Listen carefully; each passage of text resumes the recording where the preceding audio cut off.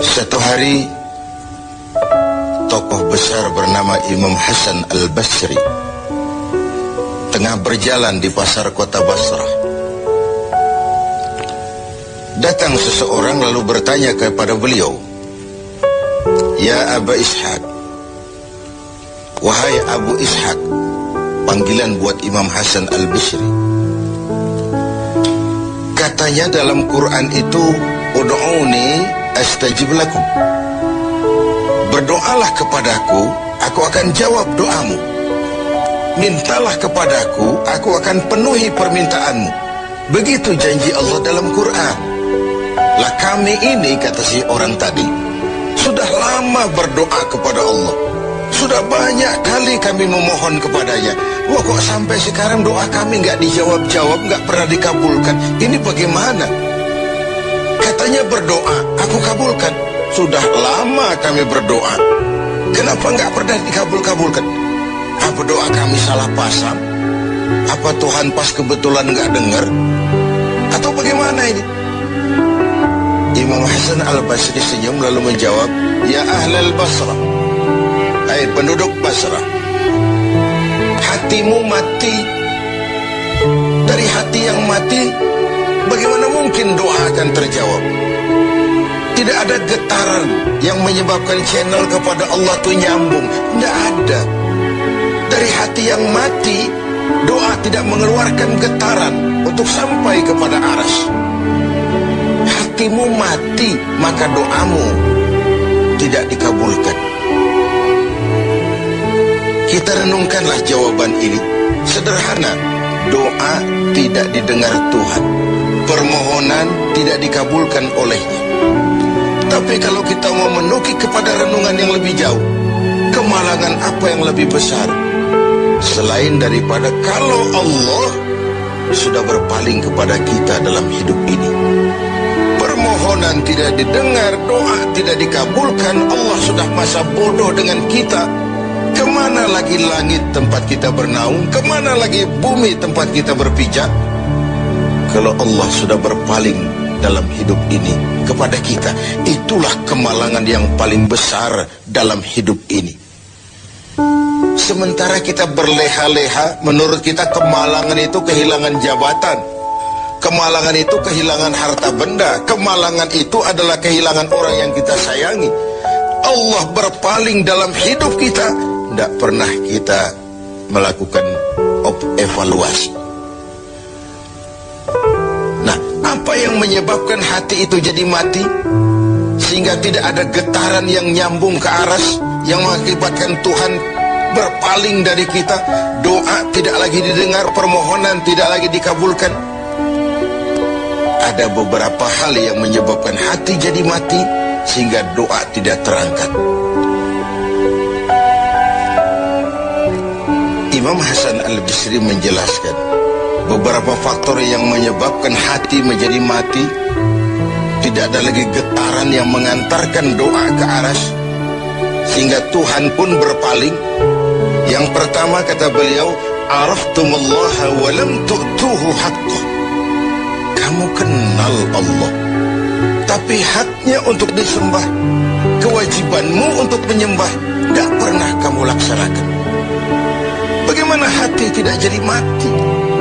Kenal. Siapa pencipta alam semesta? Allah. Siapa pencipta lautan, gunung, sungai? Allah. Siapa pencipta langit dan bumi? Allah. Siapa pengatur segala-galanya? Allah. Sholat apa tidak? Tergantung kebutuhan.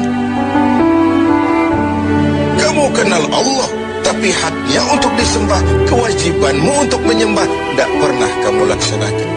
Bukankah simpel bahwa Fatihah saja mengajarkan iyyaka na'budu wa iyyaka nasta'in? Hanya kepadamu kami menyembah dan hanya kepadamu kami mohon pertolongan. Tertibul kalimat, na'budu dulu baru nasta'in. Kalau na'budu terlaksana, nasta'innya pasti top chair. Hanya kepadamu kami menyembah, hanya kepadamu kami mohon pertolongan. Kalau ibadah beres, pertolongan pasti datang. doa didengar, permohonan dikabulkan, munajat pun diterima. Kenapa? Nak budunya beres, maka nasta'innya nikmat. Tidak diajarkan kita iyyaka nasta'in wa iyyaka na'budu, tapi na'budu dulu, baru kemudian nasta'in. Kalau hati tidak mau mati, janganlah pengenalan kita kepada Allah tidak diiringi dengan pendekatan kita kepadanya. Bagaimana cara mendekat kepada Allah? Logika saja. Mau dekat dengan presiden, ikuti peraturan yang dibuat oleh protokolernya presiden. Mau dekat dengan gubernur, ikuti peraturan yang disusun oleh protokolnya gubernur.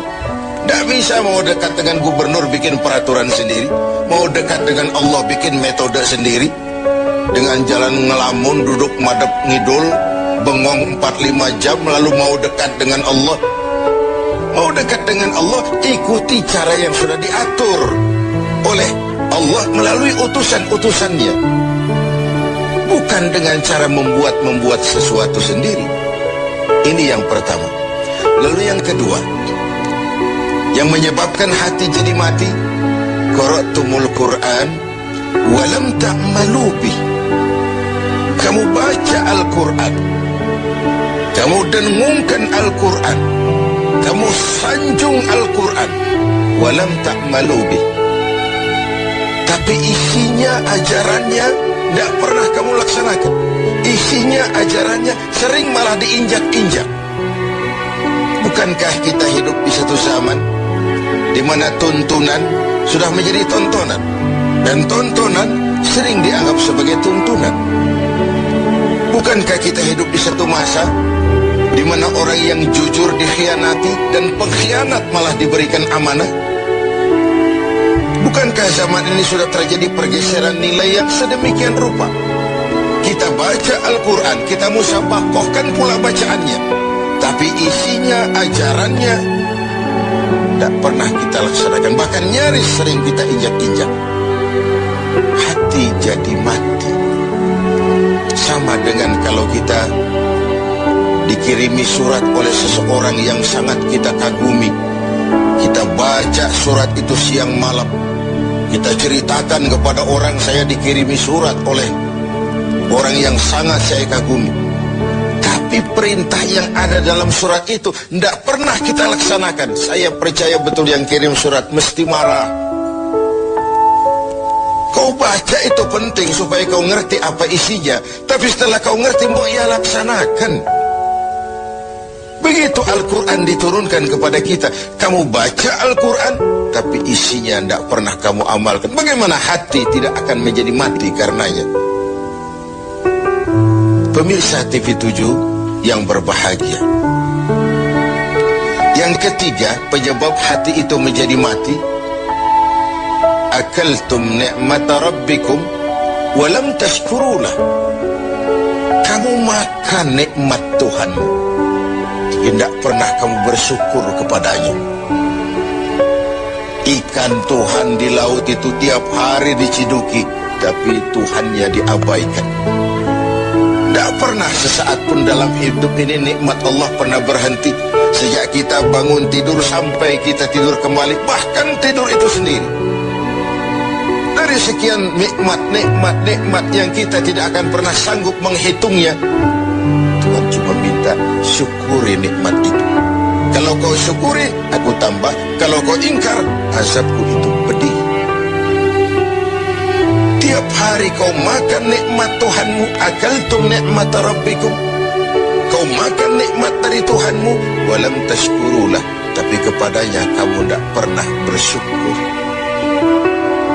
Baik syukur dalam bentuk ucapan, lebih-lebih syukur dalam bentuk perbuatan. Karena kalau syukur ucapan semua bisa. Alhamdulillah, terima kasih Tuhan, puji syukur, terima kasih Tuhan. Tapi perbuatannya sering tidak sinkron dengan ucapannya. Kalau saya diberikan harta oleh Allah, mulut saya tidak pernah berhenti. Alhamdulillah Tuhan, terima kasih dikasih harta. Tapi pelitnya 17 setan. Nah, Biasanya orang itu baru syukur perbuatan, baru syukur ucapan, belum syukur perbuatan. Karena syukur perbuatan artinya mempergunakan suatu nikmat sesuai dengan kehendak yang memberikan nikmat itu. Allah memberikan harta kepada saya, apa yang Allah kehendaki dengan menggunakan harta itu? Bagaimana kehendak Allah tentang penggunaan harta itu? Allah memberikan jabatan kepada saya, apa yang Allah kehendaki dengan memberikan jabatan ini kepada saya? Mempergunakan suatu nikmat sesuai dengan kehendak yang memberinya. Itulah syukur yang sebenarnya. Ini yang keempat. Yang kelima, penyebab hati itu jadi mati. Qultum annal mauta haqqun wa lam tasta'iddu lah. Kamu yakin, kamu percaya, kamu tahu betul hidup akan berakhir dengan kematian. Namun kau tidak pernah mempersiapkan diri untuk itu. Baik menghadapi kematian maupun menghadapi yang lebih penting sesudah kematian. Karena mati pada dasarnya sebuah peralihan dari sebuah tahap kehidupan kepada tahap kehidupan yang berikutnya, bukan akhir. Bahkan saya lebih cenderung mengatakan mati adalah istilah yang digunakan bagi orang yang sedang hidup. Sipulan mati itu kan kata yang hidup, yang mengalami sedang pindah ke alam lain. Jadi tidak ada alasan hidup sulit bener, mending mati habis urusan. Tidak selesai sampai di situ, tidak selesai urusannya. Hidup terus berlanjut di alam barzakh, terus berlanjut di alam mahsyar. Ini satu perjalanan panjang.